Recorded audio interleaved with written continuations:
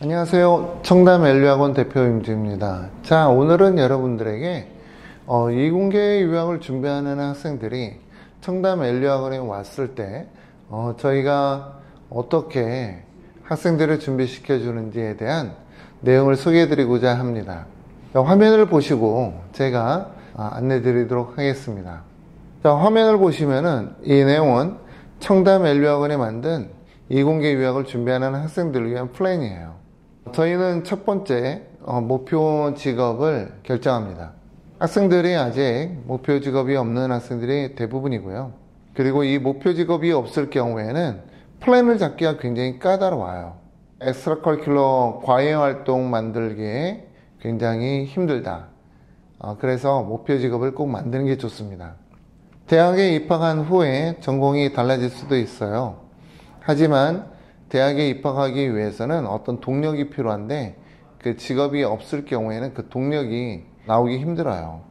그래서 저는 늘 학생들에게 또 학부모들에게 목표 직업을 만들자. 그리고 그 목표 직업을 만드는 데 있어서 저희가 이제 길을 또 안내해 드리기도 합니다. 이공계 쪽으로 준비하는 학생들은 크게 보면은 두 가지 맵이 있어요. 첫 번째는 라이프 사이언스 쪽 길이 있고 두 번째는 엔지니어링 쪽의 길이 있습니다. 라이프 사이언스 쪽의 길이라는 것은 흔히들 마이오캠 이런 내용들을 공부를 해서 연구소에서 일을 하거나 아니면은 의사의 길을 걸을 수가 있습니다. 영주권이 없더라도 인터내셔널 학생들도 미국 의사가 될 수 있습니다. 그리고 두 번째인 엔지니어의 길은 금융 엔지니어나 아니면 소프트웨어 엔지니어 또는 메카니컬 엔지니어로 이렇게 할 수가 있을 텐데요. 학부 과정에서는 엔지니어를 들어가도 되고 아니면은 케미스트리나 아니면은 다른 전공을 택해도 좋습니다. 최근에는 많은 학생들이 컴퓨터 사이언스 쪽을 택하는 것 같아요. 학부 과정에서. 그리고 석박사 통합 과정에서 엔지니어 쪽의 길을 걷는 학생들을 많이 봅니다. 자, 이렇게 직업의 길은 크게 두 가지가 있다라고 제가 말씀드렸고요. 학생들에 따라서 제가 너는 어느 길이 낫겠다라고 이렇게 조언을 해주기도 하고 같이 머리를 맞대어서 가상의 직업 또는 정말 학생이 하고 싶은 직업을 잡고 있습니다.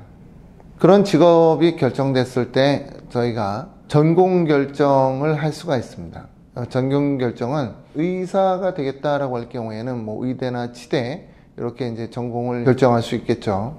두 번째는 전공 결정하기입니다. 의대, 치대 이렇게 나눠볼 수 있고요. 피직스 쪽으로 이제 입학해서 엔지니어가 될 수도 있고, 엔지니어로 처음부터 이제 입학할 수도 있고, 컴퓨터 사이언스 쪽으로 이제 전공을 잡을 수도 있습니다. 물론 이제 의대 치대의 전공도 처음에는 이제 학부 과정에서는 이제 바이올로지가 되겠죠. 그러면 이제 타깃 대학원 또는 이제 지역을 이제 생각할 수가 있을 거예요. 한국 학생들이 살 수 있는 지역은 개인적으로는 글로벌 컴퍼니들이 많이 들어선 곳, 취업을 위해서도 좋고 또 살기에도 좋은 지역이라고 저는 봅니다. 그래서 캘리포니아 쪽은 다들 아실 거고요. 보스턴 쪽, 그리고 코넬 콜롬비아는 뉴욕 또는 뉴저지 쪽에서 이제 거주하고 싶다라고 할 경우, 그리고 UV는 이제 버지니아 대학인데요. 버지니아 대학교 졸업했다 그러면은 페어팩스 카운티나 멜랜드 쪽에 거주할 수 있을 거고요. 그리고 조지아텍 또는 듀크 대학이다라고 할 경우에는 아무래도 남부 지역에서 거주할 수 있겠죠. 이렇게 최고의 대학원들을 타깃을 먼저 하는 게 좋고요. 이 각각의 대학원들은 세계적인 명성을 갖고 있습니다. 그리고 이 대학원을 들어가기 위한 타깃 대학을 자기가 결정하게 됩니다. 리버럴 아츠 컬리지로 가는 것이 좋을까? 아니면은 주립대학교 어너스 프로그램으로 들어가는 게 나을까? 아니면은 아이비리그 또는 보스턴 컬리지 같은 사립대학으로 갈까? 이런 내용들은 이제 저희가 학생과 같이 결정하게 되는데요. 많은 학생들이 잘못 생각하고 있는 부분은 이공계 대학교를 목표로 하는데 학부 과정, 그러니까 석박사 과정이 더 중요하다고 제가 늘 말씀드리고 있고요. 학부 과정에 있어서는 자기가 머리가 될 수 있는 학교로 가야 좋습니다. 어너스 프로그램으로 들어간다 그러면은 정말 좋고요. 그렇지 않다라고 할 경우에는 소수 정예로 움직이는 대학, 사립대학이 훨 낫다라는 말씀 드립니다. 학부 과정에서는 어차피 학생이 난이도 높은 어떤 연구에 참여할 수 있는 것도 아니고요. 티칭 중심으로 흘러가는 내용이라서 사실 학생들이 한국에서 공부하더라도 저는 크게 문제되지 않는다라고 생각합니다. 자, 합격을 위한 고등학교 플랜에 대해서 말씀드리면요. GPA 만드는 부분하고 그리고 AP 학점 만드는 부분 그리고 과외 활동이 세 가지로 나눠볼 수 있습니다.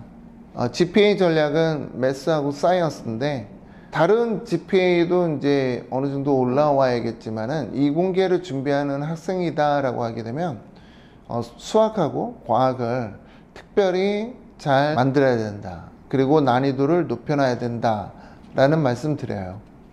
예를 들어서 AP US 히스토리를 들을 필요는 없겠죠. 그거를 할 정도의 시간이 있다라고 할 경우에는 AP 사이언스 과목 하나를 더 들어라 라는 말씀을 이제 드립니다. AP 시험 과목은 보통 5개에서 한 10개 정도 준비하는 것이 좋은데요. 9학년부터 할 수 있는 과목도 있죠. 보통 많이들 하는 게 AP 컴퓨터 사이언스 프린시플을 많이 합니다. 그리고 AP 과목을 들으려고 하면 프리리퀴짓이라고 하는 선수 이행 과목을 자기가 들어야 돼요. 그래서 학교에서 AP 과목을 들을지 또는 학교 밖에서 온라인 스쿨로 LU학원과 함께 들을지 이런 부분을 이제 좀 생각을 해야 되고요. 학교 내에서만 AP를 하겠다 그러면은 정말 많이 못할 겁니다. 10개까지 못할 거고요. 10개까지 하고자 한다 그러면은 당연히 그 학생은 학교 밖에서 온라인 스쿨을 통해서 썸머 기간이나 아니면 학기 중에 듀얼 이노먼트로 이제 수강을 했을 겁니다. 그러지 않고서는 매우 힘들다라는 거 말씀드리고요. 과외 활동 플랜 같은 경우도 이제 저희가 학생과 같이 공부하면서 만들어주곤 하는데 대부분 학생들에게 제가 이제 권장하는 것은 직업이 나오고 전공이 나왔을 경우에 그 전공에 도움되는 내용을 해야 된다라는 말씀 꼭 드립니다. 그렇지 않고 전공과 전혀 상관없는 과외 활동에 많은 시간과 열정을 투자한다 그러면은 그건 별로 좋지는 않다라고 말씀드려요. 예를 들어서 어떤 학생이 이공계를 준비하는데 아이스하키로 굉장히 실력 발휘하고 있고 또 아이스하키로 많은 시간을 투자하고 있다 그러면은 그건 좋지 않다라는 말씀 꼭 드립니다. 테스트 스코어는 SAT하고 토플 준비인데요. 토플을 보통 먼저 준비합니다. 토플을 먼저 준비하고 토플 95점 이상은 넘는 게 좋아요. 95점이 넘어야 돼요. 그러니까 이게 아무리 늦더라도 9학년에는 95점을 넘겨야 됩니다. 그래야 이 학생이 대학 캠프를 지원해 볼 수가 있어요. 이공계 쪽에는 많은 캠프들이 있습니다. 듀크 대학에서도 하고요. 브라운 대학에서도 하고. 그러면은 내가 의사 쪽에 관심이 있다라고 하게 되면 메디컬 캠프에 지원해 볼 수가 있는 거예요. 또는 내가 엔지니어 쪽으로 관심이 있다 그러면은 엔지니어 캠프로 지원해 볼 수 있습니다. 근데 이제 지원을 할 때 필요한 여러 가지 내용 중에서 가장 기본적인 게 인터내셔널 학생들은 토플 점수예요. 그래서 토플 점수가 낮다라고 할 경우에는 이런 기회조차도 잡을 수 없는 게 안타까운 현실이기도 합니다. 그래서 반드시 토플을 먼저 준비하고 9학년 끝나기 전까지 95점 이상으로 무조건 만들어야 된다 라는 말씀 드립니다. 물론 이제 상당수의 썸머 캠프는 1월에서 2월에 지원하기 때문에 학생들이 좀 더 토플 성적을 빨리 만드는 게 더 좋겠죠. 자, 그리고 국제학교를 찾는 거예요. 자기가 어느 국제학교를 다니면서 미국 이공계를 준비를 할까. 즉 여기까지 지금 학생들이 저희와 같이 했다 그러면은 9학년에 들어야 되는 수업 교과목, 10학년의 수업 교과목, 11학년 수업 교과목, 12학년 수업 교과목이 짜여져 있을 겁니다. 그러면은 이 교과목을 어느 한 학교에서 다 할 수는 없을 거고요. 그래도 최대한 많이 할 수 있는 학교로 학생이 가는 게 좋아요. 그 학교가 송도에 있는 학교다, 또는 그 학교가 제주에 있는 학교다, 또는 서울 미인가 학교다, 경기 미인가 학교다, 이런 내용들을 저희와 이제 같이 얘기 나누고, 또 학생과 학부모가 이 학생은 미인가도 괜찮습니다, 또는 뭐 인가로 꼭 가야 돼요, 이렇게 저와 같이 얘기 나눌 수가 있을 겁니다. 그러면은 제가 학교를 찾는데 좀 더 좋을 것 같고요. 저렇게 학교 찾았을 때 그러면은 이 학생이 이 학교에서는 그러면 어떤 교과목을 들어야겠구나, 이런 내용들이 이제 당연히 학년별로 나올 거고요. 학년별로 AP는 그럼 어떤 것들을 준비해야 되겠다라고 하는 것이 나와요. 그리고 그 AP 시험을 언제 봐야 되겠다, 그리고 나는 그 AP 시험 준비를 언제 해야겠다, 이런 것들이 나옵니다. 미국 유학생보다 국내에 있는 국제학교 학생들이 유리한 부분은 AP 시험이 좀 자유롭다라는 거예요. 홈스쿨러 학생으로 등록을 해서 AP 시험을 등록하게 되면은 학생이 원하는 만큼 AP 시험을 충분히 볼 수가 있습니다. 그래서 이런 부분들은 국내에 있는 학생들에게만 굉장히 큰 베네핏이기 때문에 이걸 꼭 준비하는 게 좋습니다. AP를 없이 지원을 할 경우에는 매우 힘들어요. 명문대학은 뭐 물 건너갔다, 뭐 이렇게 이제 생각하는 게 좋기 때문에 9학년부터 계속 꾸준히 AP를 준비를 해서 12학년 초에 지원을 할 때는 AP 8개에서 10개 이상으로 만들어 놓은 게 명문대학교 갈 때 매우 좋습니다. 자, 과외 활동 플랜을 만들어 볼 수가 있어요. 학년별로 자기가 공부할 것들이 나왔다, 그리고 전공이 나왔다, 그리고 직업이 나왔다 라고 할 경우에는 이 내용에 맞는 과외 활동을 준비하는 게 좋습니다. 그러니까 생뚱맞게 다른 과외 활동할 필요는 없고요. 자기가 꼭 하고자 하는 그런 내용에 맞게끔 거기에서 이제 파생시키면 됩니다. 자, 이런 과외 활동은 학생의 리더십, 창의성, 도전정신, 그리고 휴머니즘을 담아야 좋습니다. 이제 각각 하면 안 좋고요. 한 가지 내용으로 달리는 게 좋아요. 예를 들어서 제가 아는 한 학생은 연극을 좋아했던 학생이에요. 그래서 이 연극이라는 소재를 통해서 이 학생이 연극반을 구성을 했고요. 리더십을 보여준 거죠. 그리고 자기가 극작품을 써서 경시대회에 제출 상을 받기도 했습니다. 창의성과 도전정신을 보여준 거고요. 그리고 봉사활동으로는 연극을 하러 온 외국인 학생들 또는 외국인들에게 통역 봉사활동을 도와줬어요. 이렇게 한 가지 소재를 통해서 이 네 가지를 다 한다 그러면은 어느 정도 이게 맞물리는데, 그렇지 않고 각각 그 다른 내용으로 한다라고 하는 것은 그냥 모양새 꾸미기에 급급한 정도로 보여질 수밖에 없습니다. 별로 좋지 않다라고 제가 말씀드립니다.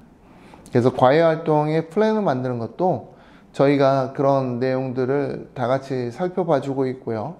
대학교 썸머 플랜, 그리고 커뮤니티 컬리지 학점 취득 플랜, 그리고 온라인 스쿨을 통해서 이제 학점 따는 거나, 또는 결과적으로 이제 리서치 플랜, 이런 부분들도 같이 학생이 엑스트라 커리큘러를 만드는데 저희가 이제 도움을 주고 있다 라는 말씀 드립니다.